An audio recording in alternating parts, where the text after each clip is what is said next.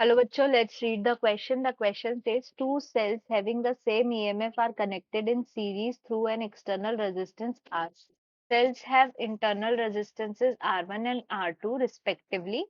When the circuit is closed, the potential difference across the first cell is zero. The value of R is. तो इस question में देखिए हमारे को बोला गया है कि हमारे पास दो सेल हैं जिनका internal resistance R1 and R2 दिया हुआ है। ठीक है, स्मॉल R1 स्मॉल R2 और दोनों का ईएमएफ सेम ही है सेल का।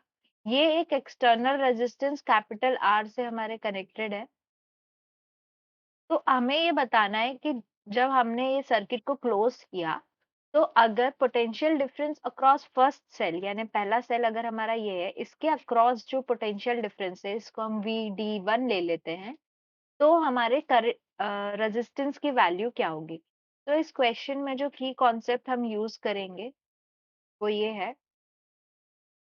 If the current in loop is I, then for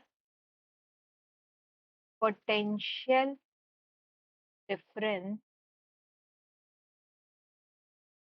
of cell 1 to be 0, the potential across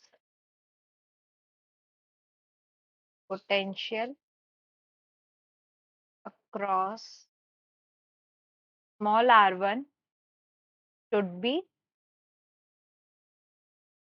equal to E। का मतलब ये है कि अगर हमारे को VD1 इक्वल्स टू 0 चाहिए और VD1 हमारा क्या है, E प्लस, अगर R1 के across plus minus potential drop ऐसे हो रहा है तो E माइनस हो जाएगा, ये E माइनस करंट कितना फ्लो कर रहा है, capital I R1, this is equals to 0 और E is equals to I R1। ये हमारी कंडीशन है। ठीक है, अब इसके लिए सबसे पहले हम क्या करेंगे, देखिए यहाँ पे टोटल हमारा ईएमएफ कितना है, total EMF is equals to E plus E, that is 2E। और टोटल रेजिस्टेंस हमारा कितना है, total resistance is equals to small r1 small r2 plus capital R। तो करंट की वैल्यू कितनी हो जाएगी सर्किट में, I is equals to 2E divided by R1 R2 plus capital R।